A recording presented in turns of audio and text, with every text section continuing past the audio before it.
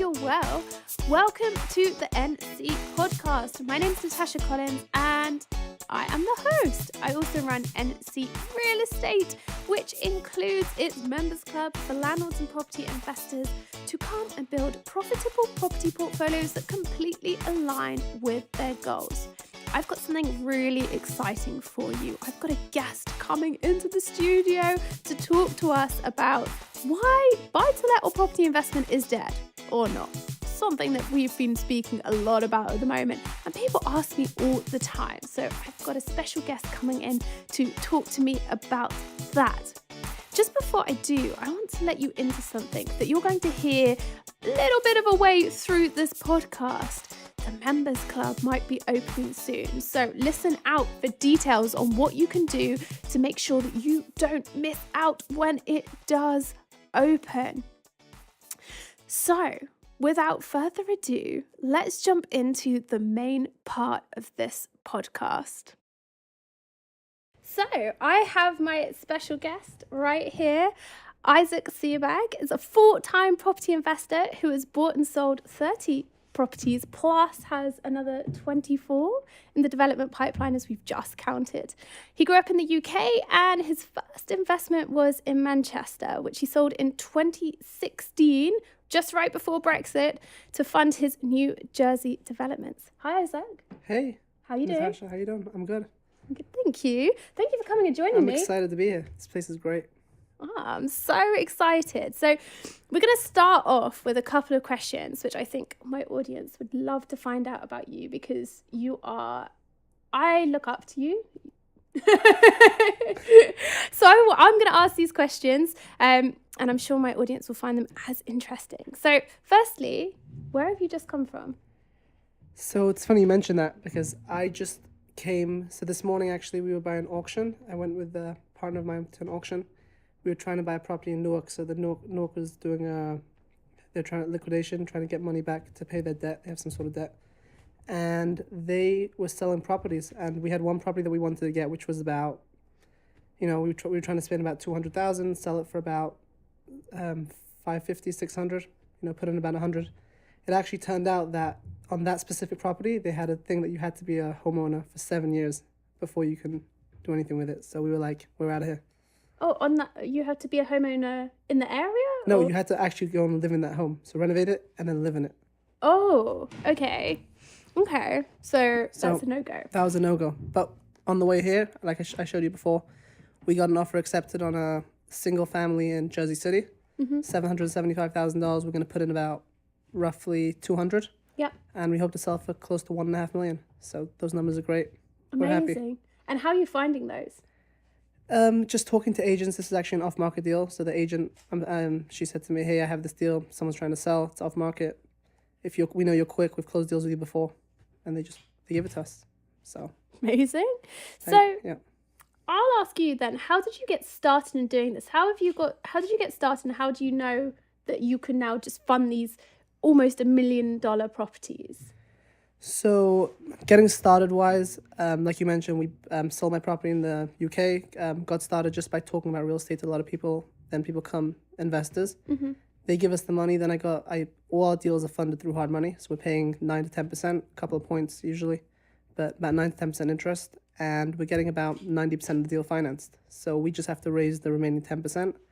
We raise that money. We give about 20-25% equity out to the investors, and we take the 75%. So till the deal closes, we have no money in the deal usually, and then we basically fund the soft cost afterwards: taxes, insurance, all the other stuff. Okay, so when you started, so you were just literally networking? I was just networking. I became a real estate agent just solely for the purpose of knowing markets, learning different towns, streets, and then talking to people and saying, "Look, I saw this deal. We can do this. These are the numbers," and people get excited, and that's how I got investors, and that's how I started. And now I'm getting investors for much bigger deals, so it's great. Okay, and do you get the same investors repeat investing with you? Yeah, that's part of the that's what it is. They rarely take out the money. They make the money. They're like, okay, what's the next deal? Even before we close, they're bringing friends. They're reinvesting the money. They're not going to take out their money when they see those numbers. Okay. Yeah, not to say that I haven't had deals that didn't work out. They happen also. especially my first couple of deals. I had a deal that didn't work out because I was new to it and construction went over budget, etc. So you have those deals and you got to expect those, but you just hope that you do more wins than losers. So now after a couple of years of just figuring it out, we have the system in place and it's working.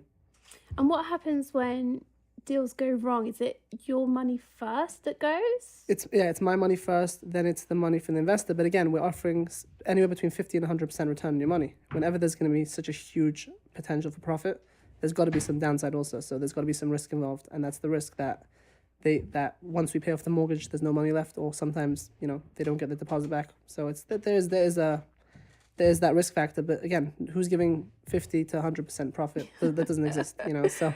Yeah, exactly. You can't put it in a bank and get that, right? Nope. So, and but in the last couple of years, that was really my learning curve in the first year. But the last couple of years, thank God it's been consistent, really consistent. So your company, you work very closely with your business partner, who you speak a lot about. And I guess, how did you find each other, and what's the benefit of having such a trustworthy business partner? So how we found each other is interesting. I used 2017 to 2018, I did a lot of sheriff sales. I used to go to the auction, buy stuff, usually sight on the scene, and then just, a lot of times close them, renovate them, sell them. But then a lot of times we didn't even do that. We just sold the paper. So we put down the 20%, we find a buyer, sold the paper. So I actually sold him in one shot 3 properties. It was a contract assignment, and made 120 grand on 3 properties without even touching the property. And Wow. then he bought them. I met with him, and he's like, he calls me up. He's like, I want to see how you do this. I see that you're a go-getter. I want to see how you do it. I have my company. We're doing a lot in Newark. I want to get into Jersey City. And we just started doing deals together, and then we just became partners. So I have a lot of different partners for different deals, but this is my main partner now for all the deals, and that's how we found each other. And we work very well together because we have different personalities. He's older. He's in his 60s. He's more like settled. He takes his time. He's like he doesn't make quick decisions. But then on the flip side, I'm the guy that's running around, that's getting the deals, that's negotiating. I'm the negotiator in the partnership. He does not negotiate as well. So that's how the partnership works. We kind of balance each other out. So that's why it's great. And then he has a lot of connection to financing because he's very known in his community. So that's how we get a lot of the deals funded. Okay, so you bring your different skill sets to it. Yeah, for example, on our biggest development that we have now, which is the ground up development of close to 40 units. So he found an investor for $3.5 million. So like that sort of money, I wouldn't be. My investors are typically between $80,000 to $150,000. I don't have the guy that just comes with $3.5 million. So, he's very into the financing side, and I'm just really focused on finding the deal, negotiating the deal, and then I'm also focused on selling the deal.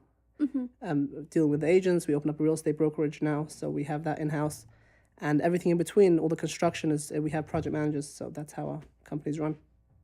Yeah, your company has grown a lot over the last couple of years, and it's great. Like I've been to a couple of Isaac's properties, and they're beautiful. Thanks. Yeah. My pleasure. Thank you.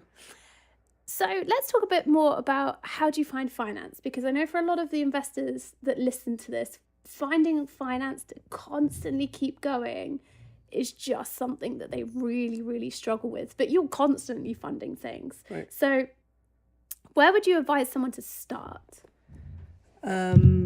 I think starting by getting into the business, either as a real estate agent like I did, or as a construction manager or something, getting some knowledge in the business and providing some value. And then just talking to everyone like saying, listen, I'm in construction and I'm doing this job, and the guy that bought it for 100, I'm putting 50,000, he's going to sell for 300, the numbers are crazy. And then people are like, wow, so you know about this, you can do the construction part, you can arrange the financing, and then you network a lot with finance people in real estate meetups and stuff like that. And people will be like, okay, so you can do it. So hey, if I give you $50,000, can you? And then that's how you start. You start with one small deal, and then you just build. People hear about it, they tell their friend, and then that's really how it goes. So it's basically just about providing value by having knowledge and saying, look, I know this. You want to make the money. I know the facts. Let's work together. Yeah, and so do you find majority of people from networking events, or I know you harp on at me about LinkedIn all the time. LinkedIn's a great place, and like I spend a lot of time. I spent time on LinkedIn, and I wouldn't be there if I wouldn't have people that literally just know me through LinkedIn and wiring me money to my account. Like we're best friends, and it's like I don't even get it. Like, you know, it's really hard to, it's really mind-boggling how this platform is just, people, if you provide the right content and you just show the different deals and you provide numbers and people get excited and they see that and they just see it constantly, they learn, they when they reach out to you and they start talking to you, they already know you. You know, they already feel like, you know, we're friends already. We're good. And then they're like, you know, we want to invest this. Let me just see one deal. Let me just see one spreadsheet. Let me see that. And bam, they're in, you know. And it's just, and also, you're on Instagram. I'm looking, you're more on Instagram. Instagram, it's the way a lot of the millennial investors, like I think I told you this once, a lot of them, they don't want to know, they want to know numbers, obviously, because they're not stupid. But a lot of them, they just want to know, they want to know your dog's name. They want to know where you live. They want to know what coffee, you know, they want to know the stupid stuff, but they want to know that because that's what makes them feel comfortable. And that's what makes them feel like, you know, okay, I trust you now because I know what your family, I know where you're from. I know, you know, that's how they develop trust. So I'm not really much on Instagram, but I'm starting to try and target those investors, because the millennials, most of my money now from millennials are from people that are, you know, they have these jobs, they're getting $250,000 a year, they have no expenses, and they want to invest their money. You know, they have $100K a year to put away. So that's my focus now, to see. And when you work with them or when they invest in you, do you sometimes give them the knowledge as well so they can go and do it afterwards, or are they not interested? So yeah, it varies. Some people just want to take my money, I don't want to hear about it. You know, I have one investor that I call and I say, hey, what's up? I want to tell you about this deal. And she's like, I don't want to hear about it. Just when it's finished, just give it to me, give me the money, and that's it. She doesn't want to, she's a real estate agent actually, and she doesn't want to be involved in it, you know. And then on the flip side, I have other investors that were like, you know, I want to invest now, but only because I want to do it myself one day. So let me invest with you, but I want to see everything. I want to see step by step how you do it. I want to see the financing. I want to see the construction. I want to be on top of the construction. I'm like, fine, that's okay, you know? Yeah. Because I know that I don't mind if they go, you know, we do a couple deals and they go, because I make money, they make money, and we're all happy. And it's fine if they go, and I don't look at it as competition, you know, because whatever I'm supposed to get, I'm going to get, and that's it. No one's going to. So I don't mind breeding the competition. I like that viewpoint that you take. You say that to me a lot. You have to have that. You have to have that, because once you start thinking that, you know, everything's yours and you get selfish, you can't. You have to be, you know, God has a plan for all of us, and whatever we're supposed to get, we're going to get. That's it. It really is it.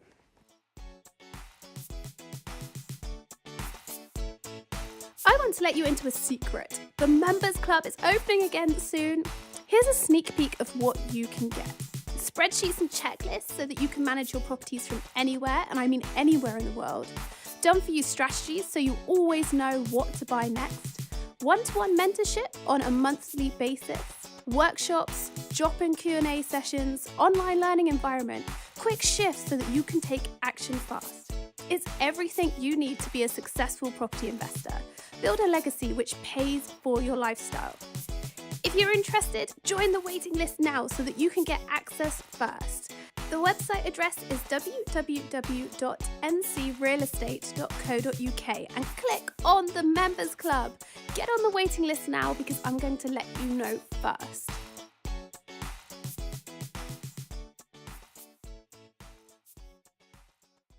And so talk about, explain in a little bit more detail rather, how you're, what you're doing when you're giving away equity, because I don't think in the UK that's as big a strategy, but obviously what works over here still works in the UK. We just structure it slightly different. Yeah, I think in general, I don't like to generalize by anything, but in general, I think Americans are more open-minded about investments. That's right. That's what I feel, and that's why they're like, you know, here's my money. These are the numbers. You know, my return. They don't need any guaranteed returns. They don't need any interest on their money while it's been out. You know, as long as they know that. Like, honestly, if I would have stayed in London, I don't think I would be where I am now. There's no way. You don't think? No, I have friends that are there trying. They tell me how hard it is. And I'm like, it's not hard to raise money. What's the big deal? You talk to a few people and they just open their bank accounts. And they're like, no, that doesn't happen in London, because London, you have these big people investing with these bigger developers. People want they want returns on their investments. They want more than we're willing to give. You know, we don't want to have an additional interest payment to pay to investors on top of what we're paying the bank, on top of what we're paying the construction every month, you know, all this stuff. We don't want additional cost of an investor. So the investor's cost should be right at the end. When we sell, this are the numbers, here's your profit. That's it. Okay, so the equity is, when we sell, here's the percentage of the profit you're getting. Yeah, so typically, let's say they invest $100,000, they get 25% equity, let's say. So The project makes $100,000, they get $25,000. They get their money back plus $25,000. Okay, yeah. And that's the difference in that we'd probably have to pay investors on a monthly basis. I mean, there's no reason why we couldn't negotiate harder and get it paid at the end and give them that equity share. I mean, if it works, it works. But again, finding that money. But there's definitely money out there. People I wouldn't expect have money in their bank account that they don't know what to do with. Listen, you're doing a great job. You got it. You found those investors, but my friends that's in London, they're like, it's impossible. It's so hard. Yeah. My investors come from years of getting to know people, and then investors will invest on certain projects. For example, if they like sustainability, or they quite like developing in an airspace in London, which seems to be a big thing, and it's not actually something I've talked about much on the podcast, but one of our investment strategies right now for the development company that we've got in London is we look at rows of properties and we buy the airspace where there's not a flat being put in the roof. And we've got investors who like just investing in that. And that's quite an interesting strategy. But yes, my investors are very picky about what they're putting money into. I've got another investor who will only ever lend up to £100,000. And sometimes that you just don't find deals at that. So yeah, it's slightly different, but the process is the same. You get to know them, they get to know you. And if you can really make sure that goes a bit faster by doing it on social media, because everybody can see. Right. You're not just telling one person, you're telling thousands of people. Yeah. Okay. So I guess the next question is, what motivates you and keeps your mindset in the game? Because not every day things could go right? Yeah, so I'm saying it's all about, thinking about the bigger picture. You look at it and you say, this is what I made in 2018. Maybe in February I thought this was going to happen, in March this happened, April, but that all didn't matter. All the stuff in between, the ups and the downs, nothing matters. It's all about the bottom line at the end of the year. So we're of the belief that we can't control our bottom line. It's preordained. God knows exactly what we're going to get. Whatever we're supposed to get, we're not going to get $1 from someone else that we're not supposed to get. And then we just have to do our part.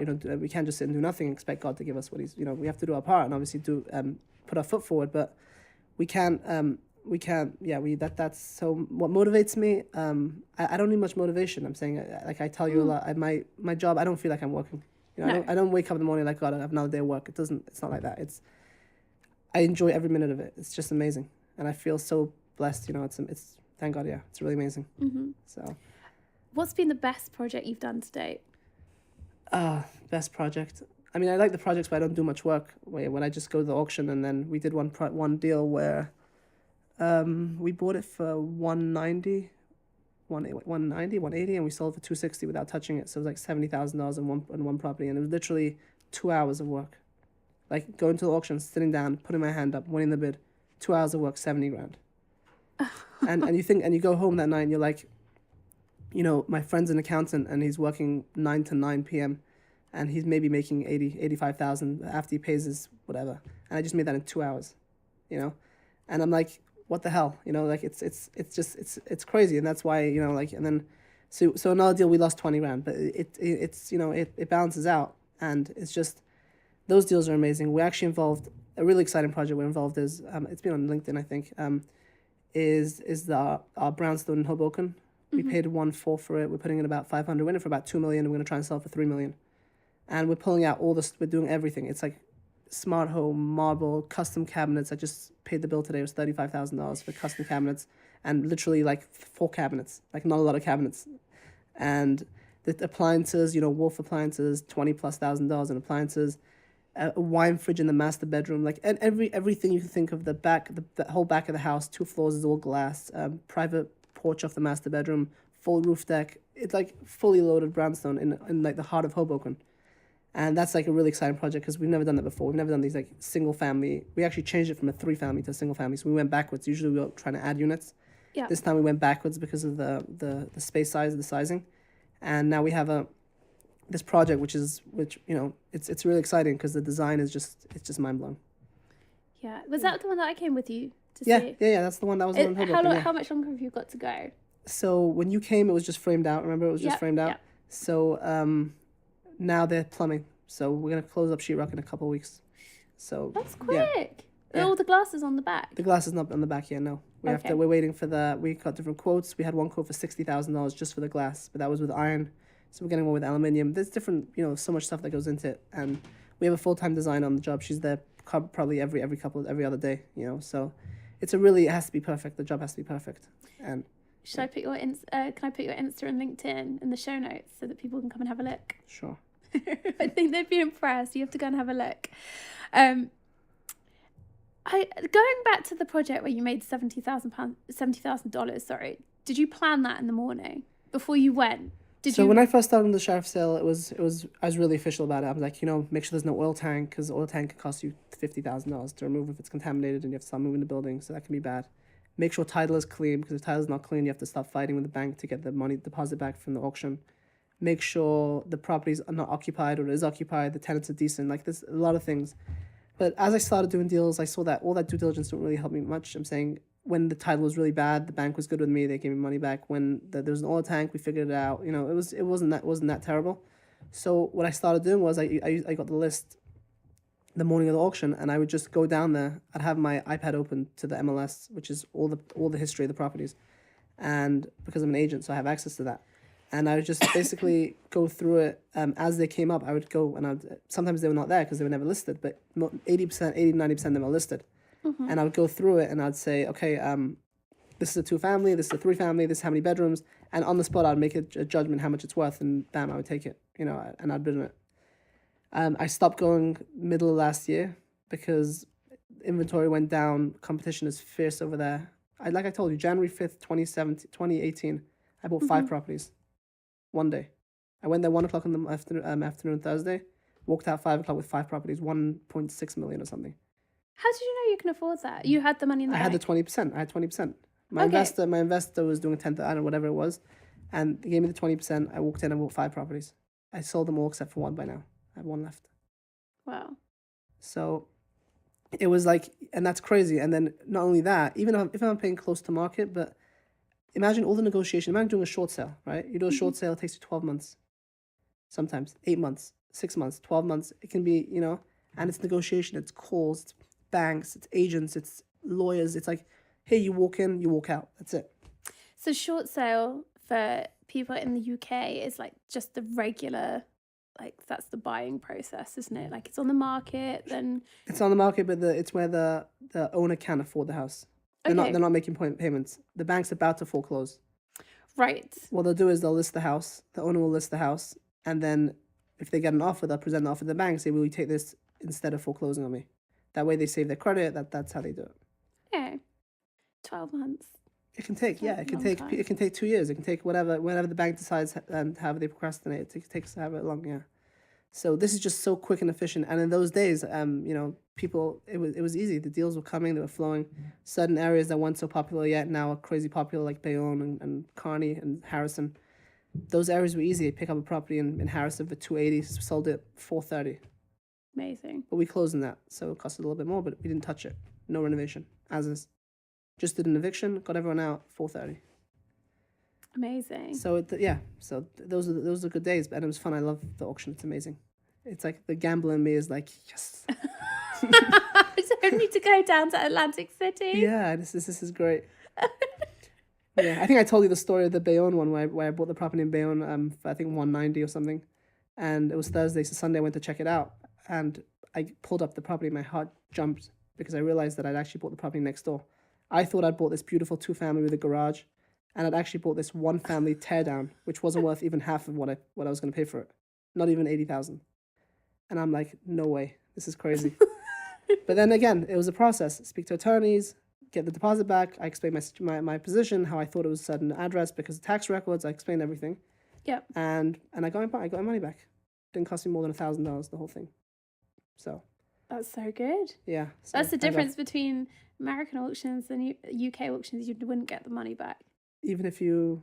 No, you have to go through with it. Yeah. So. But then it's 10% down, not 20%. But yeah, but UK auction. I think I've seen UK auction. You actually get to see the property. Yes. You walk in the property before and everything. I've seen there's a TV show. What's it called? I don't even know what it's called. Homes Under the Hammer. You watched that? Yeah. I've watched it. Really? Yeah. It's boring as hell, but yeah. That's where a lot of people think that they can go to get deals. That's why the auction scene in the UK took off, and you can't get a deal for love nor money there Because now. of that? Because of that show. Yeah, but anyway, they go before. They walk through the house. You're not mixing up any houses over there. You're not walking through the house and bidding on the one next door. Yeah, it's not happening. Oh, so you don't go and see them beforehand? So again, when I first started, I'd make sure I'd drive by, I'd knock on the door, I'd have a whole chat with the owner, even before I even knew what the upset price was, because the upset price only comes out. That means the minimum the bank will take only comes out in the morning of the auction. Okay. So even I'd go the day before and I'd speak and I'd do a lot of running around, and then I'd end up buying a property that I never even saw, because it just depends what I get then. So I realized that I was just wasting my time doing that, and I'd better just be focused on other stuff, the stuff that I already had. And then just on the day of the auction, I had my MLS open. I made decisions, and thank God I backed out of probably 4 or 5 properties. Okay. With no problem. So worked out. Interesting. Yeah, people don't know that. That's people think that you put the money down, it's gone. You've just got to be careful. So they're hesitant when they're bidding. But if usually you can back out. Again, it's not easy. It's a lot of headache, and it's a lot of heartache, and it's a lot of talking to attorneys and all that stuff. But it is what it is. So let's move on to something which I think is kind of relevant. So the topic of this podcast was, why is buy-to-let or property investment dead, or not? Or is it? Or is it? Mainly because I'm always asked, or people will comment on Facebook, or they'll send me DMs on Instagram saying, Natasha, you're wasting your time. The buy-to-let industry has gone under. There's nothing to be made in property investment. This week, the Daily Mail came out with a story, or they're saying that it's a report about how Britain's 239 billion buy-to-let bubble has burst. Apparently, landlords have been ruined by tax penalties. Existing landlords are offloading 3,800 properties per month, which makes me think that means there's 3,800 properties out there to be snapped up in a deal. But hey, and that buy-to-let mortgage applications are at an all-time low. Apparently, there was only 70,000 in the last 12 months. On top of that, there is rumour going around that, of course, Brexit, we have no idea what's going to happen, but also rumour that the US market is about to collapse. Do you think the property investment industry is dead? As of today? Right now, we're good. Listen, we're doing a lot of condo developments, condos where anytime anything dies, it starts with condos, right? It's always like that, right? People want to buy multifamilies. It's cheap on the mortgage. Our multifamilies are flying off the shelf. You've seen what we do. Thank God those are going quick. The condos, the market's slowing down. Started Manhattan a couple of years ago. Moved Jersey City. Beginning of 18 was good. As you got through 18, it started slowing down a little bit. A lot of inventory. It's a real buyer's market. I'm not gonna lie. It's a buyer's market for these, especially these high-end condos. Talk us through what a condo is. Condo is basically a building. It can be 2+ units, so 2 up to 1 million, whatever, however many units you want to have. And it's where you take a building and then you condo convert it, so you make each unit separate. So I'll buy a 3-family, let's say. I'll condo convert it and I'll make each unit separate, and then I'll sell each one separately. So you're putting different apartments in it. Apartments, and each person owns it. And once I sell all 3, I don't own it anymore, and each one pays like HOA fee, which is a homeowners association. Mm-hmm. They pay that fee just to manage the roof and the shelving of the snow and stuff like that. But the building is now owned by these 3 board members. Yeah. So that's what a condo association is. And then the difference with a multifamily? Multifamily, I just sell multifamily to one person. 3-family, 4-family, 5-family. They buy it, they live in one, they rent out the others, or they just rent the whole thing out. Okay, and a multifamily is just 1 unit? No, multifamily can be as many units as you want. Okay. But one owner, just one owner. Right, okay. Right, one owner, one tax bill, one water bill. With condos, it's 3 separate water bills, it's 3 separate tax bills, it's all separate. So right. 3 people own a property, basically. Fine, okay. So in New York, you've experienced that condos are just in Manhattan. Manhattan, I didn't experience it, but I see the news. I see what's going on, and I see the average time in the market is the 340 days.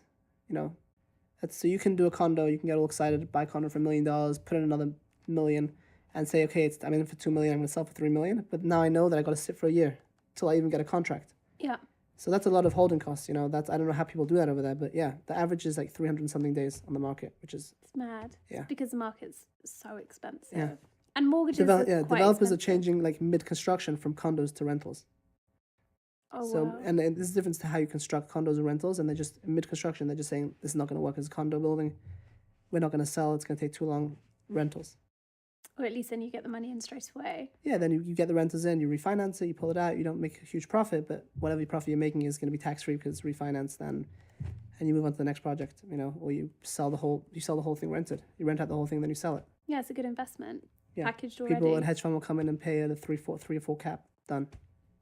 That's something that we're seeing a lot in the UK as well. And definitely last year, big investors, the pension funds, were really talking about that's what they were going to do, buy blocks and just rent it all out. No longer are they going to sell any of it off. And from that respect, I don't think that means that the buy-to-let industry is dead or it's dying.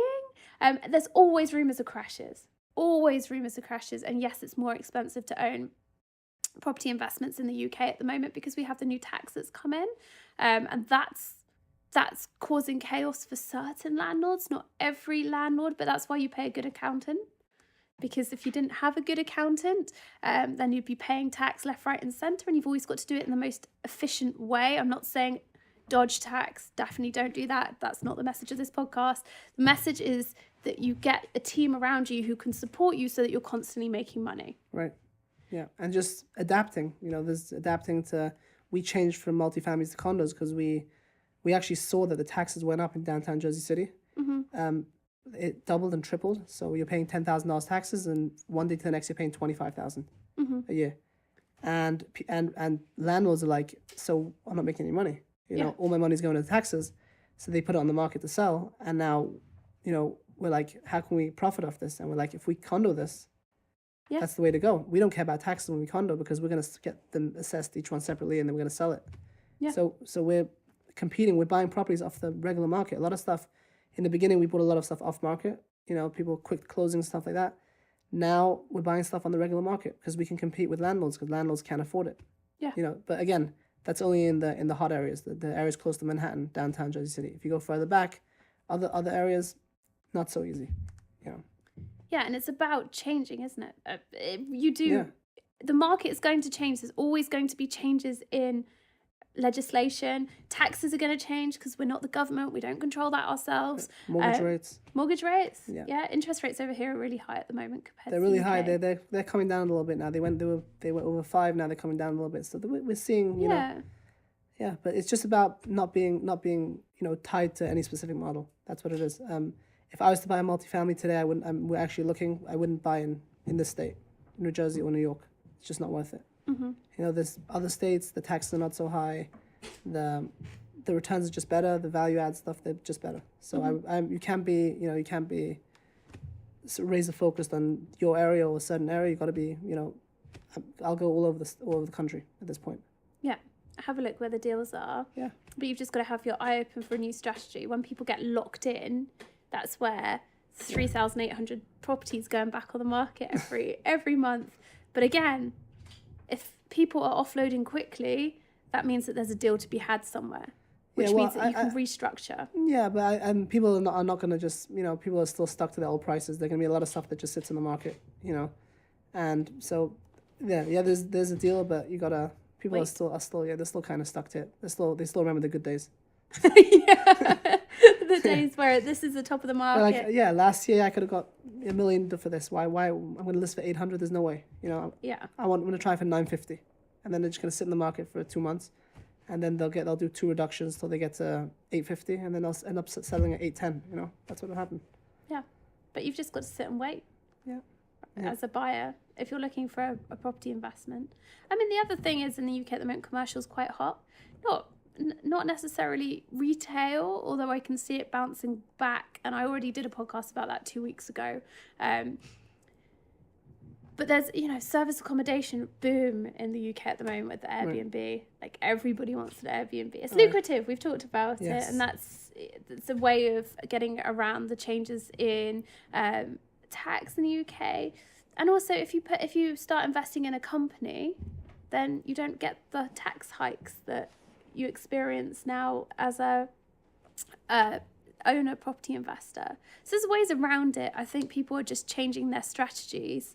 And as you say, you've just got to look for what's actually happening and where you can make a profit. Try and get it before it starts trending.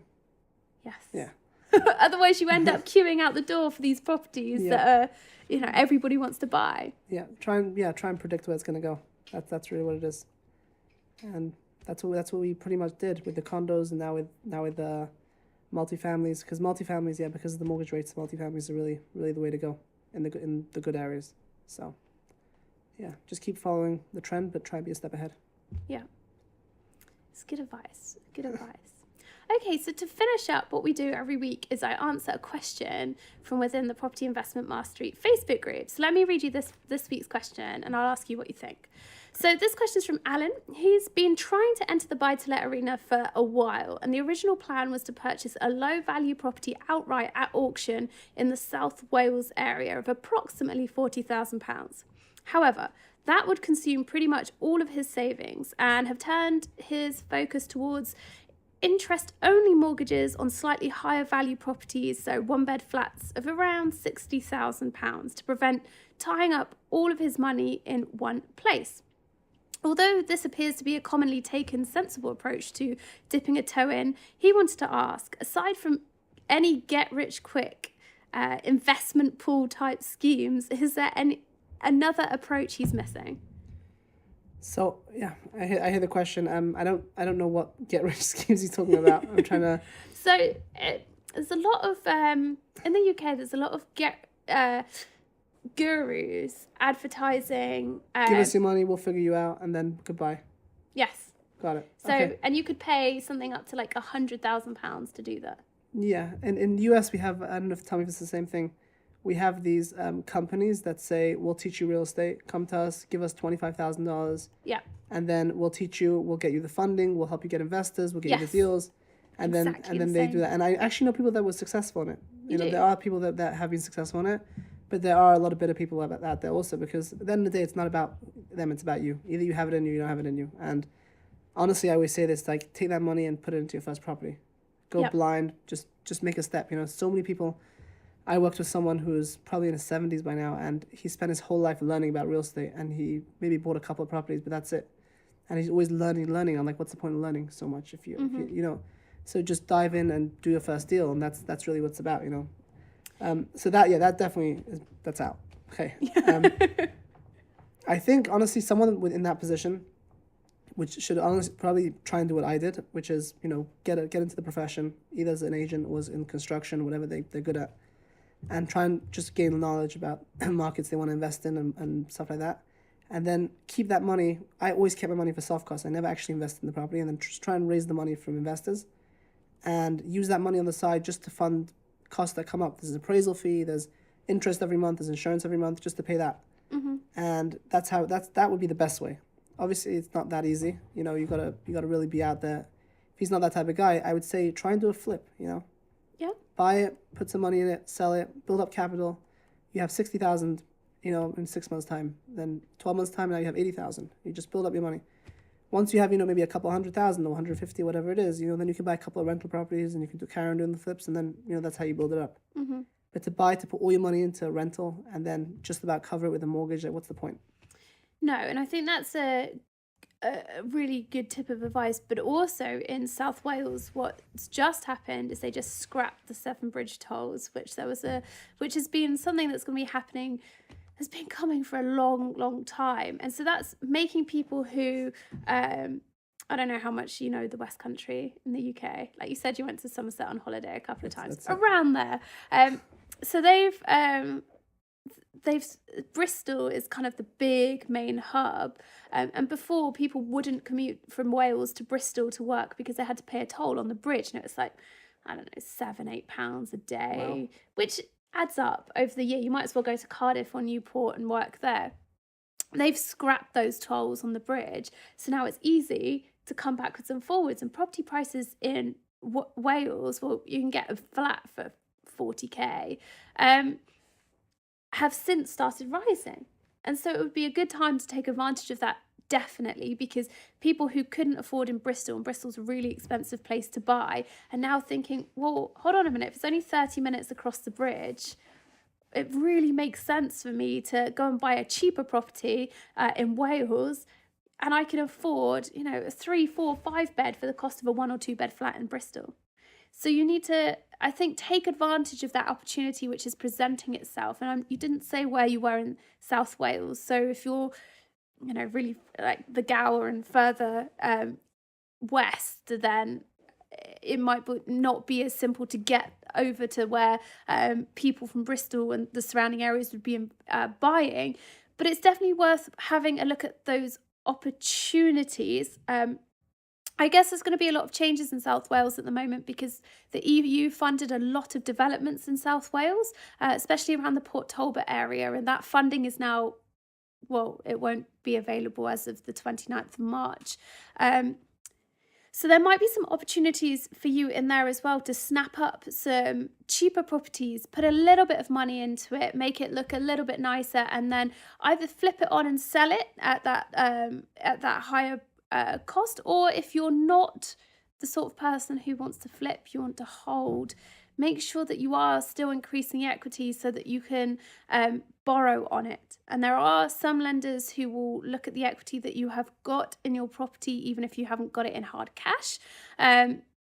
So use that. I'd be investing in something that you can increase the value, as Isaac said. And whether you're flipping or you're remortgaging, just make sure that you're able to get that cash back out. And I think you're probably investing in an area where you should be able to do it. So watch the market and play it. But of course, the fact that I'm telling you this, there's going to be a lot of other investors around who have seen the same opportunities. So make sure you jump on it quickly. So I hope that answers your question. Thanks, Isaac, for coming and joining me today. You're welcome. Appreciate it. Thank you, everybody, for listening. If you want to get in contact with me, the Property Investment Mastery Facebook group is where it's at, or head over to my website, www.ncrealestate.co.uk, or you can follow me on Twitter or Instagram. It's at Natasha C. Collins. Do get in contact. I'd love to hear from you. Remember, if you've loved this, to keep subscribing and leave that 5-star review, because I want to hear that you're here and you're listening and you're enjoying it. So thank you for joining me and Isaac this week, and I will catch up with you again next week.